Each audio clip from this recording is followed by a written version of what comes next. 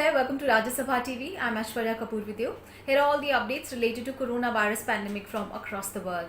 Around the world now, more than 2.7 million people have been infected with novel coronavirus and more than 190,000 people have died because of COVID-19 disease.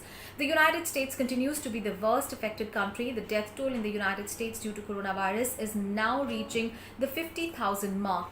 The country already has 8,68,000 cases of coronavirus. And as a result of the COVID-19 pandemic, the unemployment figures in America are surging. Millions of people have been left jobless. Last week, only 4.44 million people in America are registered for unemployment. And as a result, the country has now more than 26.5 unemployed people in the country.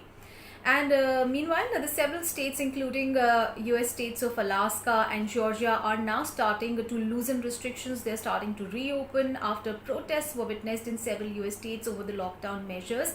But the crisis is far from over. New York City mayor has said that May month is going to be a decisive month, a crucial month. Meanwhile, the US continues to blame China over the global pandemic.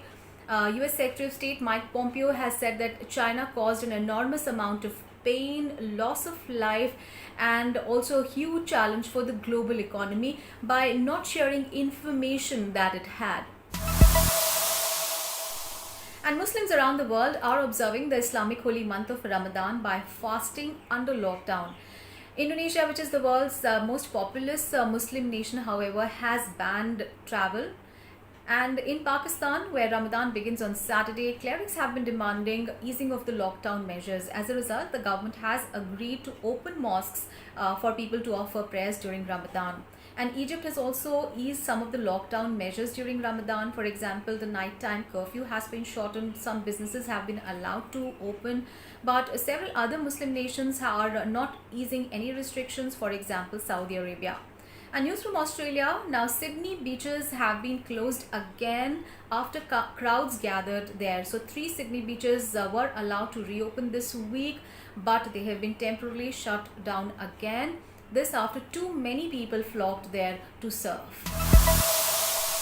And now news from South Korea. South Korea, as you know, is being looked upon as one of the role model countries as far as handling of the coronavirus crisis is concerned. And yesterday it reported no new deaths because of coronavirus in almost 40 days. Also, it was the 4th consecutive day that the number of new cases were in single digits. So every day lesser and lesser amount of new cases of coronavirus are being reported in South Korea, and experts believe that is basically because of the testing efforts that the government has been doing. Meanwhile, news from Hawaii. Now Hawaii is paying for the visitors to leave. So the Hawaii State Tourism Agency has set aside about $25,000 for the cost of sending the tourists away if they fail or they refuse to abide by the state's 14-day quarantine rules. So already 19 people have been flown to the airports of origin since the beginning of the outbreak, and now this amount has been set aside in order that Hawaii send more tourists, more visitors to leave.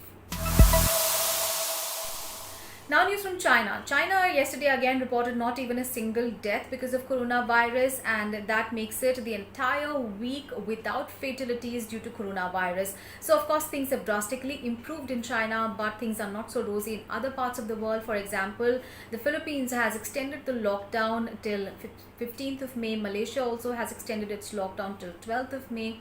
And things are turning back to worse in Japan because the hospitals there are facing the onslaught of patients.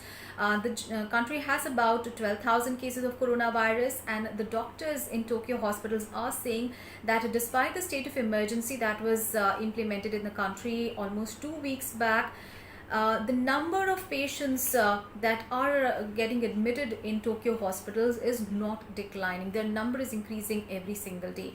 Meanwhile, the WHO has said that the world is now weeks to months away from finding a drug that fights COVID-19. This despite a potential antiviral drug that was tested, but it failed in its first randomized clinical trial. News from Europe, where EU leaders agreed on Thursday to create a coronavirus recovery fund worth trillions rather than billions of euros. However, they did not agree on the coronavirus bonds, which is a debt pooling instrument that many nations like Italy and Spain had been hoping for.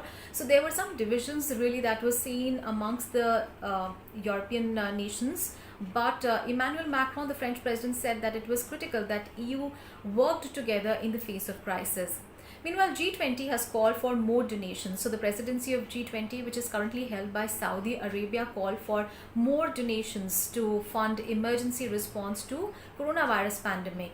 It said that more than $1.9 billion had already been donated, but the target was more than $8 billion. So those were all the updates related to coronavirus pandemic from across the world. Thanks for watching.